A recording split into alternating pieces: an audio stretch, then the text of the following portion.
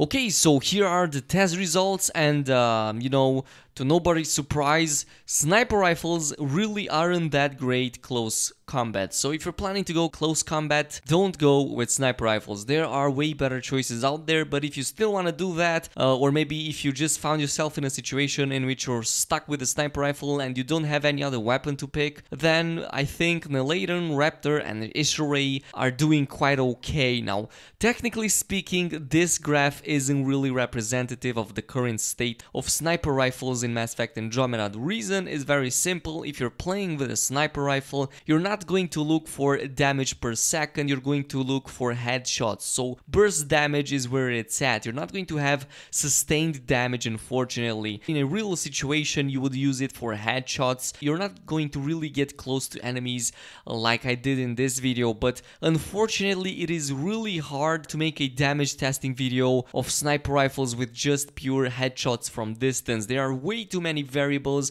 and there are already a lot of variables in my testing as it is. So that is the reason why I went with this route, but take it as you will. There are some gross results toward the lower part of this graph, especially in regards of the Shadow sniper rifle. Now that is the nastiest damage per second I've seen in my whole life. If I had to make a top list of the worst weapons in Mass Effect Andromeda, I believe Shadow would be close there to the top spot. Unfortunately, it's just such a bad weapon. I'm pretty sure it would be better against shields, but basically against everything else is pretty much shit. Like, it took almost a full goddamn minute to kill something with it.